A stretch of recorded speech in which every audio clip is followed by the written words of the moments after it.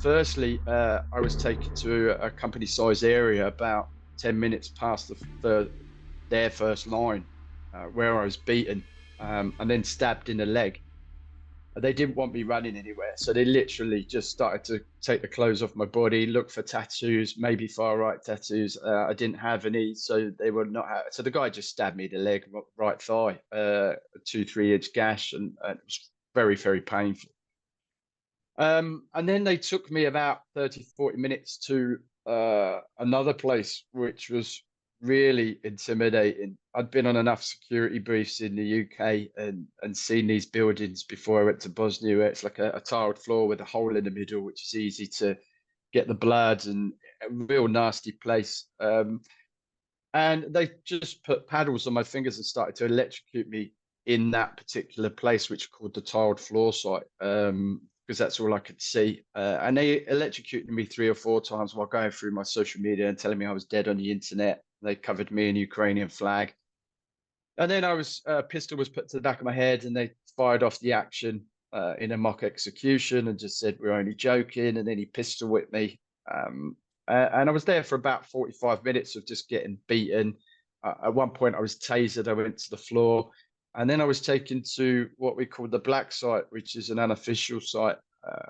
I always knew that they were talking about moving us on because nobody really quizzed me whether I spoke Russian or not at that point. I'd also got a glimmer of hope because they said that we may exchange you for a general, which I was thinking already I might have a little bit of value. And then I got taken to a black site where suddenly they were interested in my well-being, which was kind of strange but predictable. And they were asking me if I wanted water. They were going to stitch up my leg. And they told me I was Donetsk. And then they put me into an isolation cell for several days while they tortured me some more. People think it's weird, but starvation was the hardest part. I mean, they didn't feed me for 50 days. We had bread. We were pulled out for propaganda. We got a good timeline of imagery from the minute I was captured, where I looked okay, to the minute I went to trial, where I was like gaunt, maybe 60 kilos. I was looking really bad. And that was after 50 days of just interrogation, propaganda, torture. We went to the trial and they read out the testimonies. We didn't really understand the charges that were levied against us.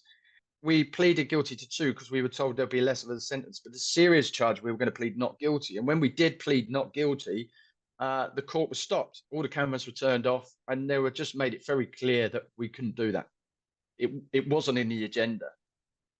She said, "You are going to plead guilty because it's a lesser sentence." What they wanted to do now, in hindsight, was to make us go through that, get the death penalty, then go to the appeals process, get rejected from that, still have the death penalty, and then write a letter of pardon saying that they wanted to use all the aspects to ridicule us, embarrass us.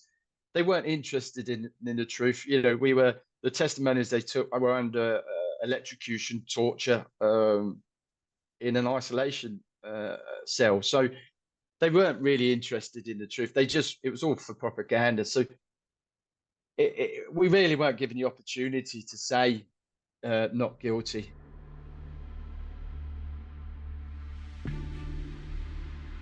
We got wind that we could be exchanged, and then we were taken to Rostov-Don around the 22nd of September. Hi, it's Kozak Gundy, Aidan Asvin and Shaun Pinner. We just want to let everyone know that we're now out of the danger zone and we're on our way home to our families and whatnot. As we were taking off, I was just looking back thinking, please don't shoot us down, please don't shoot us down. It was all the way out until we got out of Russian airspace, we realised we were free. And then I was coming out of a toilet with my change of clothes, and this old guy's talking to John Hardin. And he said, "Where are you from?" I said, "London." I said, "Where are you from?" He said, "London." I said, "You don't half look like Roman Abramovich." He went, "I am Roman Abramovich." And I was like, "What are you doing here?" And then his PA sort of helped us with the media. She was really nice and helped us with that, told us about the world news and what was going on and how we become world news, because we really had no idea. We had a big 7-month gap of any sort of news. We knew the Queen had dead because the guard came in and just sort of said, "The Queen's died. Your Queen's dead." And John Hardin is quite a Labour man and anti-royalist, but he was the first one that went, "God save the King."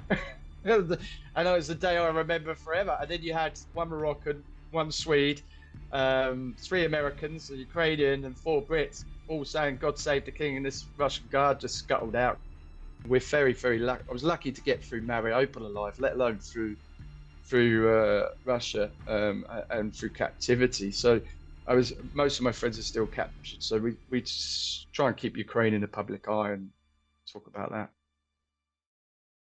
Thanks for watching. For more from Forces News, like and subscribe to our channel.